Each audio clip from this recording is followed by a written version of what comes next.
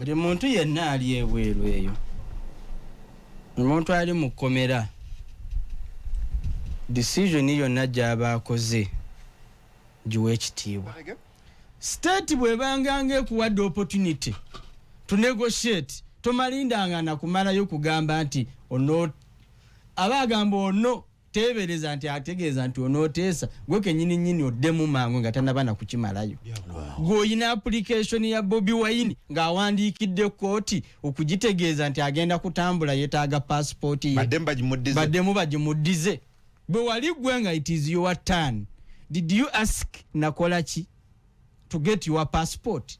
Then program gw'ensonga Adam Kungu ne Mwami Herbert Anderson Burola akaongeza kuona ko olwaliro waliwo ebibuuzo ko twist. There is a new twist ko abawagizi ba National Unity Platform abakwatibwa akyusiza pulidi yaabwe kulinde Olivia Lutaya mukyalo oyo eggwanga gulimaze ebbanga nga lyebuuza aliwa lwaki tayimbulwa n'ebirala nekyaddaaki basooka ne bagaana emisango egy'okusangibwa ne byokulwanyisa.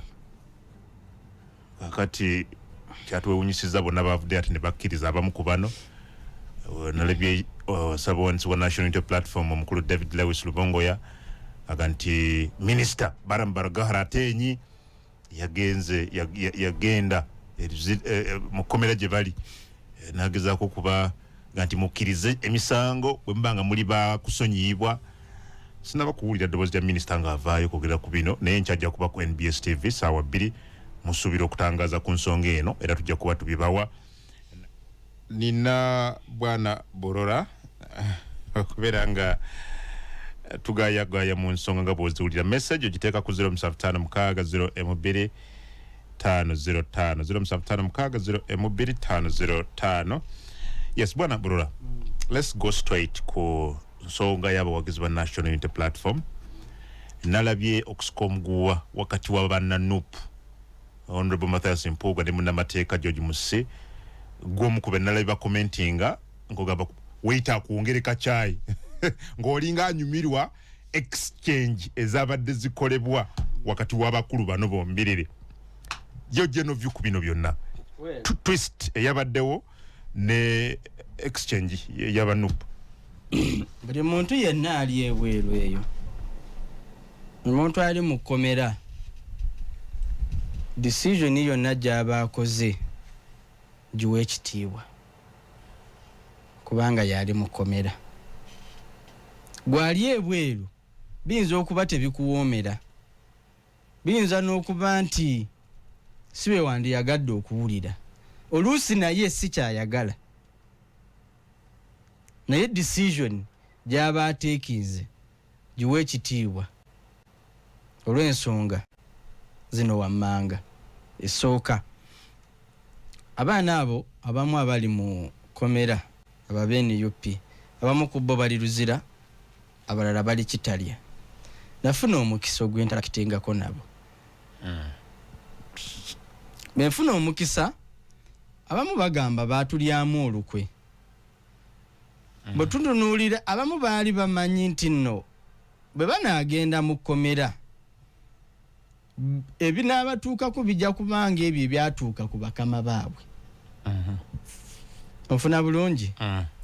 Ku bakama baabwe bitya nti Bobi ne banne bwe baali eggulu baabateekako emisango egyefaananyiriza ne batwalibwa mu kkooti ne balekayo paasipooti zaabwe ne bateebwa ku kakalu ka kkooti.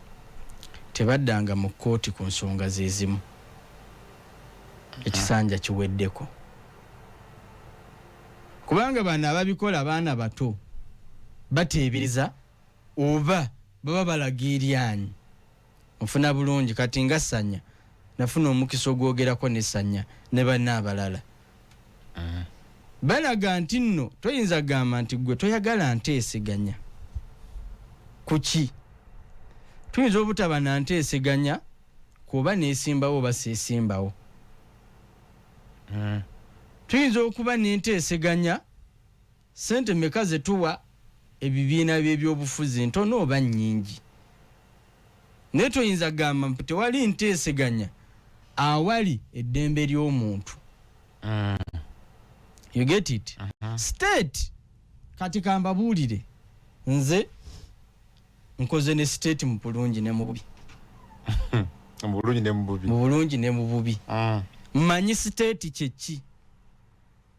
Bwe manga nina ensobi oba ekintu kyonna kye neenyigiddemu state ne ngamba oteesa the earliest wakyogera abatanakimanyi nga ngamba ye. Can you say that again?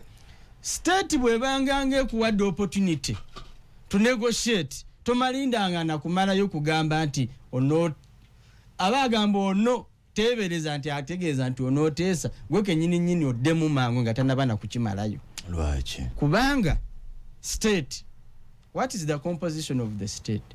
Majje, police. Majje, police, bibigaba justice, bibigaba peace, bibigaba freedom, bibigaba rights. Now, grounds that whether is right or wrong is ondala. Fena tukiriziganya nti Uganda is a developing country. Everything is possible. Gwe tosuubira kungo okubeera wano nti no government ejja kukwata ekuteekeko omusango enkyogambe embu nno gwagisinze gwe kungu bagambe Dr. Kiza Besigye n'olwaleero ayina emisango gy'emyaka 5 emabega gyakyawoza si government awoza but he appears in court. Dr. Kiza Besigye he appears in court to date emisango gya myaka emeka omusango gwa na 26 bagusala juzi ompulira bulungi kakato ine ebintu byotunulamu 26 nearly 20 years bagusala recently okugamba mbuno they have lost interest obo obujulizi bubuze and don't rule out anything to say nti tugenda kukireka naye nawe ground zizo zezino na zino. You get it? So bobo yina omusango ne state oba ne government you have to think twice. Kubanga government oba state ujana genda wali omulamuzi yekalakase yesulemu akamba ayaya bakuteeku kwate. Kakati gwe toyinza kuba national unity platform n'ogamba mbu tetugenda kuteesa nga ddirwe mutaateesa nga kubalala wateesa nga kugwe kennyini nnyini wateesa gwe ina ruling ya ARUA ogirina oli munnamawulire oyina ruling ya ARUA ombuuza byakomawa anti nkubuuza ogirina come again oyina ruling ya ARUA omusango gwa ARUA ogwa convoy ya President Museveni jo bakube motoka ye ruling yogo omusango ogiyina byakomawo goyina application ya Bobi Wine nga awandiikidde kooti okugitegeeza nti agenda kutambula yetaaga passport ye baddemu bagimuddize ogirina no you as journalist tell me ogirina goyina ruling ya Nubianiri oyina ruling ya Idi Mutwe ozirina oyina ruling ya Gundi Dani Majiki bweba okuva mu kumera oyi because bakwatibwa bonna byakomawa ozirina nkubuuza gwe wali ozirabyeko obuuza kati bwoba tozirina what are you asking if you don't have those ruling don't be part of those who are saying titugenda mu negotiations twakolaki gwe wali gwe wakolaki bwe wali gwe nga it is your turn did you ask nakolaki to get your passport okujimudiza when it was your turn did you ask so if it is not your turn it is not your child it is not your immediate friend don't sacrifice others so baganti bali compromised babadde no isiba na Uganda tebaagala mazima era bino mbyogedde bagenda kumbuukira but I don't care these are facts obuziza ruling njagala ruling ya ARUA wali wagirina ku misango gya ARUA Bobi Wine we yakwatibwa ne banne je kalangala abamu ba Edi Mutwe n'abalala muzimpe because they were taken to court bayina gundi ezo ruling. So bobato zirina, don't hoodwink others okugamba nti we are insisting mubereyo nti ono temukiriza baba trying baleta obujulizi. My friend, state ejja kuteekawo kyetaddeko. It can. State eryairabaayo. State attempted to eat me. Kakati olina okubeera omwegendereza. Listen. Yes, nalebanye kagamba Lutaya, Olivia n'abalala kyabayitiddeko ne bamala gakkiriza babeeyo. Kakati olaba mukuba enduulu day 1 day 2 day 3 everyone goes back to work. Bonde basigala ngo bulamu bugenda mu. Yes, your future continues, your career continues, your family is taken care of. Eyo Olivia 4 years later gogamba nti teyandikiriza olowooza abaana be bali bati bw'aba asuubizibwa because n'okukkiriza. What are the parameters? When you plead guilty. N'okugaana obutapulinga guilty kisinziira ku misango. Oli akusiba ayinza okugamba nkusibye emyaka 4. You plead guilty. Ku record kigendeko nti you pleaded guilty nene tukusalira emyaka 4 nga gye wa serving. You get it? Kati gwali ebweru okuinsisting anti sikkiriza. What are you trying to say? Because wano tetulwanirira mazima. At the moment Olivia Lutayo n'abaana abalala abali mu kkomera tebali mu kulwanirira mazima. Ekyo tusooke tukisitolinge tukiteeke ebbali. They are not trying to prove who is right or wrong, because it is for a fact state egambye mwayokya emmotoka zaayo ate kituufu mwazookya negamba gwe yazookya. Singa tewali mmotoka gye baayokya, tewali bibomu bijingirire bye baakasuka, oyinza okugamba lwaki munteekako emisango egitabangayo. So Olivia basanya n'abalala bonna abali ku misango gino at the moment tebaagala kulagaani mutuufu ani mukyamu, baagala ddembe lyabwe. TikTok habatana soni Burola abaana wano batabuse. But let's open our eyes. Mbadde nkugamba omuntu yenna nga toli mu position y'abaana abantu nga bwe nkugambye saawa zino si lutalo lwa kulagaani mutuufu, lutalo lwa muntu kubeera wa ddembe ave mu kkomera. Abazungu bagamba nti when you are drowning you can even, anyone who is drowning can even catch a serpent to save his life. Oyo ono yenna abbira mu nnyanja asobola okwekwata ku musota bwe gubanga gwe gumutaasa. So bano abaana saawa eno oba musota ne bw'alengera ggoonya ng'ali mu kubbira asobola ogyekwatako, because you are thriving to live and see another second, if not another day. So tubeere realistic mu nsonga z'abaana bano, tubawulirize ku ffenna ababasalira omusango ku intaneti yonna gye muli. Teri yali akyalidde famire zaabwe, temubakyalirangako na luzira, temubatwalirangako wadde ekikopo kya sukaali nti mubeere bagumu mu struggle tuli kuki. Naye no struggle ya intaneti, toli asinzira ku intaneti mu sofa ye ng'ayina data ku simu ngakkuse n'ayagala asalire omusango atayina privileges ye zaayina. Obanga toli mu kkomera, oli mu kkomera muwe omukisa yerwaneko akole ki aveeyo. Ebirala whether bakkiriza whether tebazza musango, you also go and do the same so that you are in their shoes, so that we can also wait for your fate.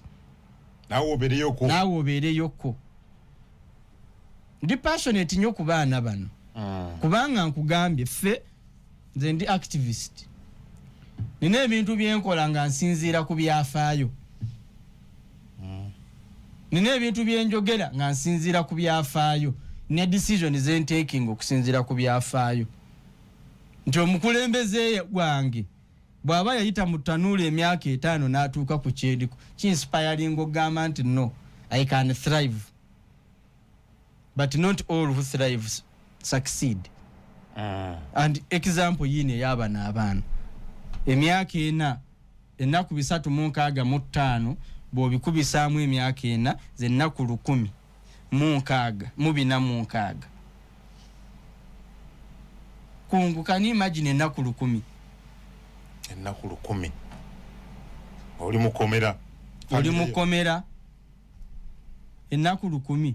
Kakati nga gwovaayo ogamba nti bandisigaddeyo. Kubanga eba pleadinga girute kyangu nnyo omulamuzi okugamba tukusibye emyaka 4 n'ennaku 15.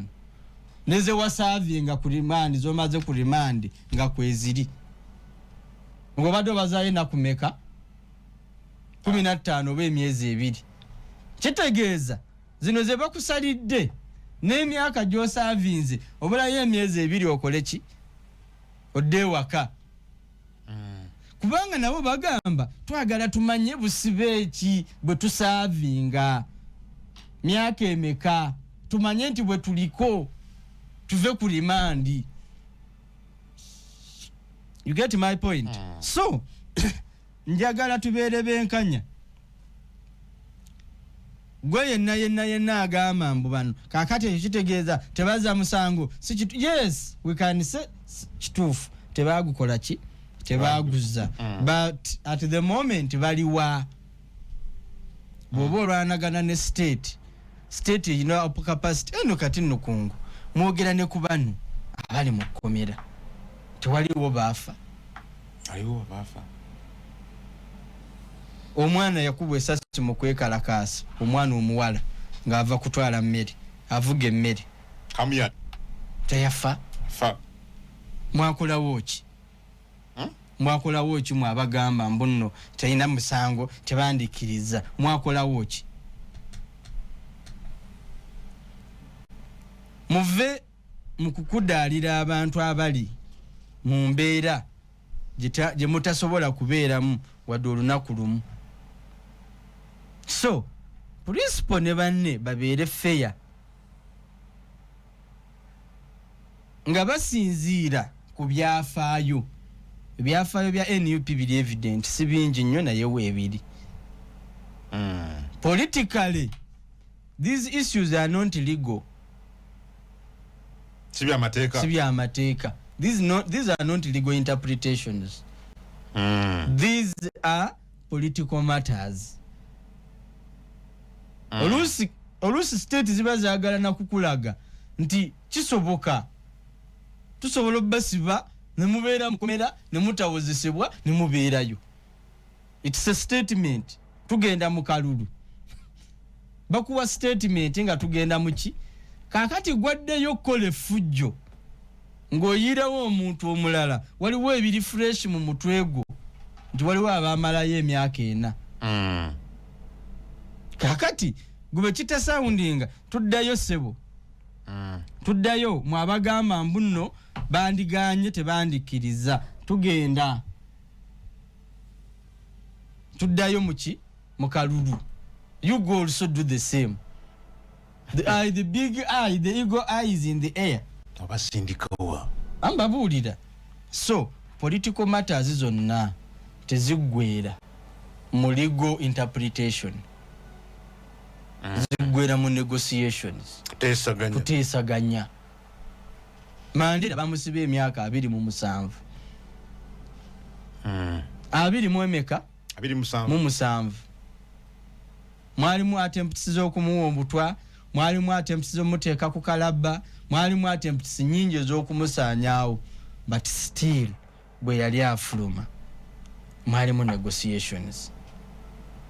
waliwo okuteesa kyovolaba Mandela mu kufuluma ekkomera teyafuluma na lulimi lwakuwoolera ggwanga, yafuluma n'olulimi lwa reconciliation. Singa yafuluma n'olulimi lw'okuwoolera eggwanga, South Africa teyandibadde bweri kati. Singa yafuluma n'agamba buli gwe mumanyi ayina ku kakwate mu kunsiba mu musaanyeewo, nga tuli ku birala nnyo, singa birala singa byetwogerako biki. So political matters tebulemezi treating kizibu ky'abantu bano nti bavudde mu area gye batayinamu experience, ne bagenda mu area gye batayinamu experience, nti baze mu politics nga bapya, baze mu politics ng'ensi tebamanyi bwetambula, baze mu politics tebamanyi bwe bibeera. Kaakati bw'oba oyagala discussinga legality mu politics, it will take you long. Naye bw'ofuna omukisa mu politics oli n'agamba obadde ogamba oti, and you see Adam, I am speaking with evidence, with experience, fresh. Oli mukadukulu Fresh, I am telling you. Obadde ogamba oti oli mukaduku tewekangabiriza tewekangabiriza because already goli oli incarcerated. You are emyaka ena 4 years. Dr. Chiza Besigye bamukwata abantu berukunjiri bastuka ne bagende wa president, ne bamugamba omwana waffe muti antino ne bakola ki, ne bakkaanya. Bwe bakwata Bobi Wine, Nyanzi yasooka owandiika ebbaluwa. Nyanzi yasooka owandiikira president ebbaluwa ku byaluwa. Don't you remember? Omwana aginoonye, it must be there. Chairman Nyanzi ye yasookera okuwandiikira president ebbaluwa ng'asaba president asonyiwe ate muganda we mutowe nayo mu national radio yawandiika Chairman Nyanzi muganda wa Kyagulanyi. Yes. Sebota abayimbi n'abantu ab'enjawulo ba diplomats ne bagende wa president okumusaba ataani Mami Kyagulanyi. Don't you oversinga amateeka? Do you think osinga embassies amateeka? Why do they negotiate? Asange ono munge gundi ono muzungu wali WikiLeaks bwe bali bamutanga balina n'okumutwala awatali mateeka galina kumusiba. Saudi? No, it was some island in the Pacific. Ne bamuteeka eyo gye yagwa nga gy'alina okukolera negotiations alyoka addeyo kubanga ekkomera Guantanamo Bay teriri mu America. Kubanga amateeka ga America tegakkiriziganya na bikolebwa mu Guantanamo Bay. Naye ate Guantanamo Bay America etwalayo America mweyina ekkomera mu Cuba. Ine tesibira abatujju mu America. Batwale lwaki batwalayo. So when you are dealing with the politics, when you are dealing with certain matters, you need to know how to deal with it, how to deal with them. Olina okumanya nti kakati kiki kyenjagala ono afunemu n'ono afunemu, ebeera win-win. Ebintu ebimu tujatukako okubyogera naye nga tebyetaagisa kwogera. These people have negotiated their way out. Namboze emyezi kumpi omwaka mulamba gwe yamala mu America mbu ali mu ddwaliro. Yali mu ddwaliro bwe bakugamba. Yes. Anti bwe bakugamba naye bwe kyali yali mu ddwaliro. Namboze n'ebintu byonna byo twalimu. Government paid for her treatment. So ojukira discussion kuba Alan ne Segirinyi. Remember? Yes. Jukira. So Mumberene y'abantu bano gye balimu understand them and appreciate their decision. Njagala kusomera ku bubaka bwa Lewis Lubongoya nga bakavaayo ku nsonga y'abaana bano yagambye nti he says this and listen. Agamba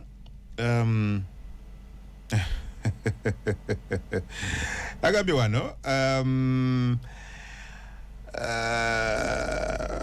this afternoon, while we were at the General Court Martial meeting the NUP political prisoners, General Museveni's minister Balam came in to see them. They told us that he went to Kitalia and Ruzira prisons on Saturday and he met with them. Okusinza ku Lubongoya, he alleges nti bana Basibe bamugambye Dr. Balam Barugahara yagendayo okubasinkana ku Lwomukaga. He told them to plead guilty tinaba gamba bakirize emisango and apologize to General Museveni by telling Museveni if they want their freedom. Bwe babagala okuyimbulwa. Resultantly, most of them have given in and pleaded guilty, including Olivia Rutaya and Sanya Muhaidin. Nti bonna abasinga obungi kyaddaaki bakkiriza. Only 9 of them have thus far stuck to their guns and refused to plead guilty. Mwenda bokka. Eventually they will. Eventually the 9 will. Whether after months or years, they will eventually. Yes. But there is a law. There are laws in this country. Nakugambye nawe kankujjukize. At the moment, the struggle is not whether these people are right, whether they are actually wrong or innocent. That is not the struggle. If that was the struggle, this case could be on trial. Understand? Singa byali bya kuprovinga whether batufu babacham, the cases would be on trial. The trial has not kicked off 4 years later. What other signal do you want? So what is it all about? It is all about conceding win-win. Win-win. This is the bitter understand bw'oba olwanirira political power tebyenkanankana na kulwanirira kibanja. Bw'oba olwanirira political power tebyenkanankana n'alwanirira bino ensonga si za kibanja. Zino nsonga si za kulwanirira letters of administration. Singa byali byakugamba nti state eyagala kuprovinga whether they are right or wrong, bandi badde cases are already under trial. But we are not under trial. But olaba nti any effort to mediate, it is willing to do what? To yield the results. Kakati mu abali ebweru muina interest. Abali omunda baina interest. Wezi meetingira zirwanagana. Kakati ali munda gwali ebweru oyagala kuprovinga erisa eryanyi. Ali munda ayagala ddembe. Nkuwadde ebyafaayo nti waliwo evidence history weeri ababadde mu similar situations. Bobi Wine yakuba yayine mundu. Lwaki ye teyagamba nti nno mu trying? Why didn't he insist to say, prove that I had guns? Did he? Nkubuuza, did he? Namwe abatulaba. Did he? He didn't. He didn't. Kawuma lost a life. Remember? Arua. 2018. But this guy said he negotiated his release. He went on to compete in the next elections. Kati fete tubifiringa abali ebweru naye oli aina abaana be yaleka aina family yaleka omukazi nga ali lubuto bwaba yafuna omukisa omwana asoma omwana akola kisoma nkugambye simple mathematics 365 days times 4 years zenkanaakana ennaku 146 olwanagana na mwaka gumu gumalako gwe ng'oli bweru. Now imagine sanya bw'abanga agamba njagala kuva mu kkomera ekiba kibe ekyetaagisa tukikole. Why are you offended? Are you sanya? Are you his brother? Are you his wife? Are you his child? Are you his relative? Bali mu kibiina kye kimu. Muli mu kibiina kye kimu. Muli mu tuluba lyerimu. Gwe Bobi Wine singa Kampala yabaddeyo. Wandibadde oyogera olulimi olwo. Kampala Solomon nga yaliyo. Wandibadde oyogera ebyo. Teyakyogera ku ye kennyini nga bw'otubuuziza. Anti kuye kyeraga. Nti kuye kyeraga nti ateesa. Era n'ateesa. Tetwaliyo ffenna ng'afuna passport. Teri amugambya wajjewa passport. Ekyo kyokka kimala. Tujjuza abantu abali naive nti bw'aba ayogera ensonga tajogera ng'asinziira ku biki ebize bibaawo obanga ye kennyini tasobola kugenerating opinion ku kintu ekiri substantial nga ye naye n'asinziira ku kyalabye abalala bakola ki. Ekirala abantu mwena nga temusobola criticizinga abakulembeze bammwe mwena mwe bamu. Kamege? Bobanga tosobola keera ncha n'obuuzo omukulembeze we ebibuuzo. So whoever is making noise is not in the position of these young people. Kati nkubulidde bano aba pleadinze guilty bagenda basalira bagambe tukusibye emyaka 4 n'emyezi 6 nga ne gye wasavinze nga ne gye obadde ku rimandi tugikoze eki tugibaze. Abamu bajja kuvaayo immediately wala bajja kusavingayo emyezi mitono and they will be set free. And I think abali mu kkomera naffe abali ebweru bye tunoonya byanjawulo. Okitegeera? Ye Malende n'abalala balooya baagala kuwoza. But gwowoza naye owoza ku ki? Gwosindiikiriza omusobola. Fairness. States are never fair. States are never fair. They have never been fair. It's governments that are fair. But matters bwe zicrossinga ne zidda mu state, no fairness. Fa abasomye ku political education ne political science, we understand how states operate. Eto crossinga paths. Tonaba nekangabiriza. Tonda bantu. Otugambye experienced wakiriza. And I know. Oyinabi wala. Mulamuzi nze bwe yaŋŋamba nti muteese. Wateesa okuva mu komera. Tetunateesa. Kuva mu komera taateesa. But I have been appearing in court 4 times now. Naye omulamuzi n'agamba, you people, I am sending you into negotiations.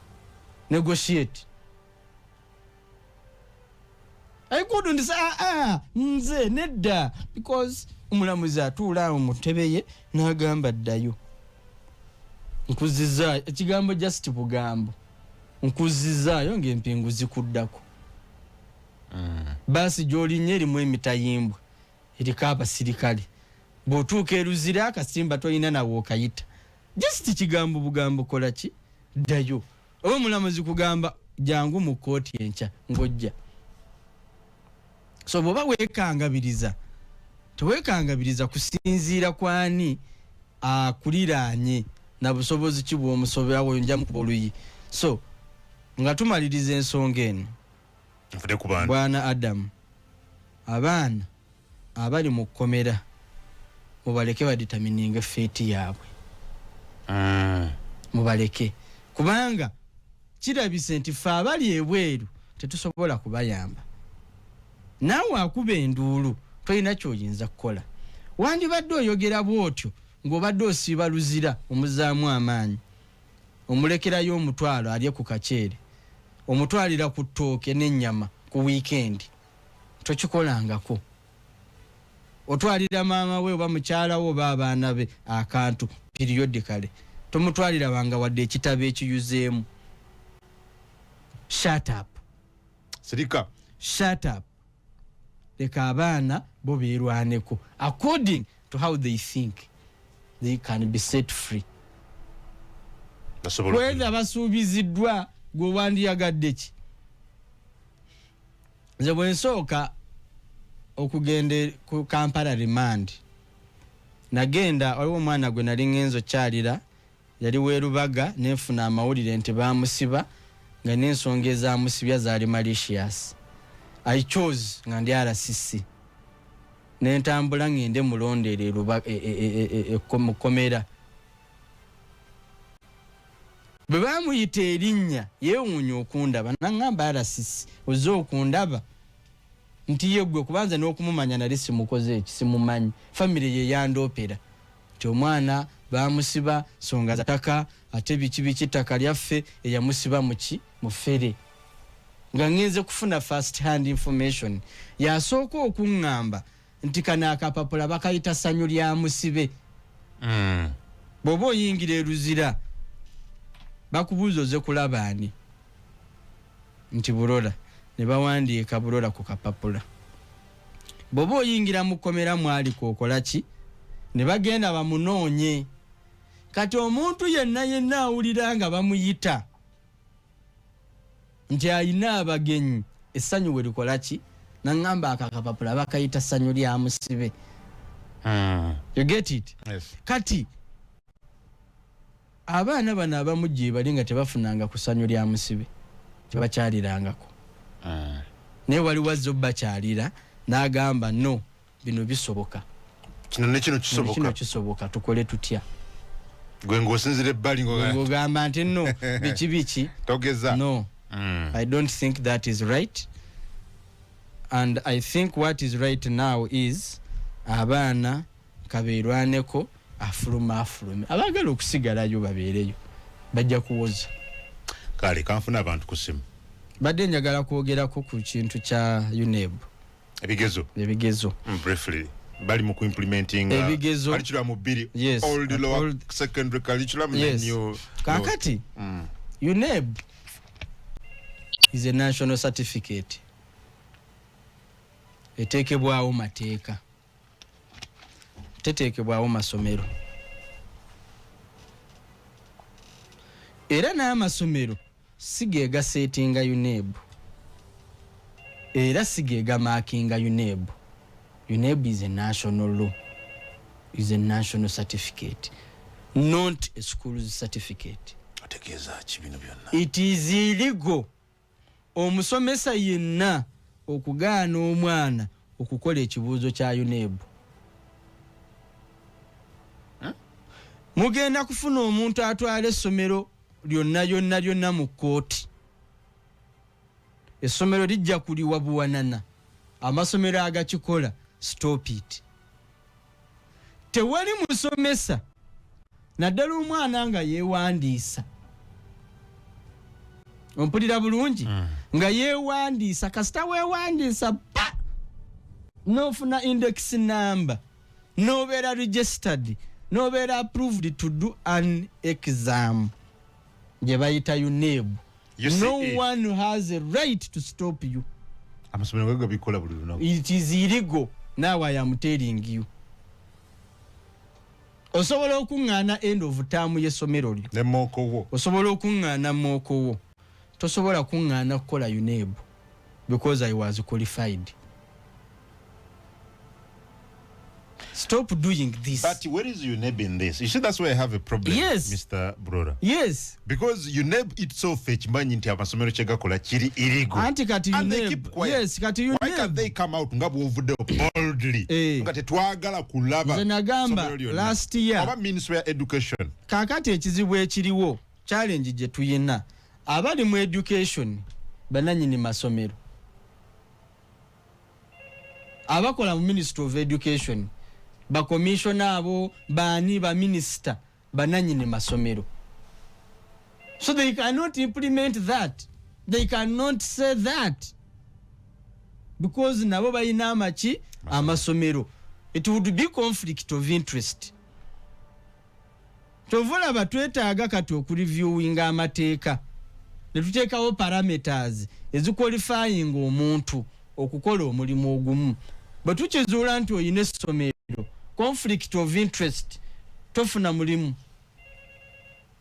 bwoba kugafuna tu reviewing why omwana asoma emyaka 4 because omubanja balance wa mitwala 4 mitwala 5 noto omwaka gwe noto myaka jena okay kali noto omwaka gwe oguma bagenda kudda mwatuule really tugambye omwaka guno munene bye bamubuuza mumya byonna bitwala emyaka 4 gyasomye kakati amisinze guno agenda kujja gwe mu curriculum gy'ataasoma you get it naye ngambe wano muteekewo etteeka ng'omwana asobola okutuula ebibuuzo bya senior 4 naye tasobola kufuna certificate tasobola na kulaba results ze tayinza na kumanya biki ebyava mu bigezo mu implementing nti muweereza index number mu UNEB nezi feeding mu software nti ebibuuzo bye babifuluma ono ebibye tabifuna that anxiety to know whether baito bate baita right. Whether bafuna max points meka oba meka aizajja kumukomperinga okugenda asasule bamwani locking. This is simple. Kungu President Museveni bwe yali alaunchinga PDM Parish Development Model yagambye ebitundu 32 ku buli 100 bikolera kidda kyonka. Ebitundu 32 birimu abazadde bwe bakolera lubuto bajjawo eziweerera. These things some people abali mu bukulembeze should ask these things. Oba oliwo abakolera lubuto tukkiriza bakolera kye bakola kye balya bajjawo eziweerera era abaana abalemesebwa okukola ebigezo bali mu kategori eyo, bali mu kategori y'obwavu kubanga oli tasobola kikola kyeyagalire nti asomesezza omwana n'atuuka ku lunaku lwa UNEB n'agaana omusasulira. Does it make sense? No. It doesn't. Nti oli amusomesezza emyaka 4 emyaka 6 n'agaana osasula sente akola ebibuuzo. And you see a headmaster noengalabiye nakiyo yonna n'agenda akoma ku mwana mbu yotajja yingira mu kigezo mubanje emitwalo 2. What is your interest? What is your interest? Bwe wali ojja mu busomesa primary vision yo yali ki? Profits or career? Career. If it was career, even if ziri million 2 toyinza gaana mwana kukola bibuuzo. Well, abamu bakiriziganya abanange abali ebweru wa Kampala abatasobola kulaba mupiira nzikiriza nti kituufu tetusobola ffenna kubeera namboole naye ate tuleme kuziŋŋama gamba nti tujja kulaba TV tuleme kulaba mupiira. Essanyu ly'omusambi ye muwagizi Gonzaga avudde e Masindi namala kukkiriza okuva mu komera emisango. No, nkugambye samala kugikkiriza naye kati tuli mu nteeseganya. Enteeseganya gitegeeza Burola munafu. Lwaki nfuna conviction note ku bulamu bwange nga nsobola ogya avoidinga. You see, being convicted bofuna certificate of good conduct ng'olina conviction element oba tokyasobola kufuna certificate eyo. Obadde okimanyi? Because being convicted shows you have no good conduct. Why don't I negotiate and I get out of that? Obala tunulira kino na kino nga bwe nkugambye it's a give and take. Kanaakulya ennateete mwebale bambi akutuwuliriza bantu be Rubaga batumiddeko nnyo maama Jona yes aba minister conflict of interest but ekyo kiva mu lack of identifying ebizibu ebiri mu sector baya abakulembeze because abakulembeze n'abakozesa loophole eyo okuzibikira ebituli ebyo kuba bibakosa. That's why we have to nze ng'omuntu I believe I need even to criticize my government if those in the government are taking advantage of the public. Martin Yekansanga webale okuteesa si bunafu. I agree with you. Kesi ya Mugumya nkugambe bamusibe Kongo. Walabako convoy yegende Kongo. Nedda. Salaba. Hajati Kibanja mwebale kutuuliriza banaye mwebale mwenna abadde batuuliriza kulwa Katonda n'ensi yange ababadde ku TikTok genda ku TikTok on following Brother Herbert Anderson kwendi namwe abatuuliriza ku radio zonna ez'enjawulo mwebale kutuuliriza paka tunaddamu ku Lwokubiri olujja kulwa Katonda n'ensi yange Mukama Katonda abakuume.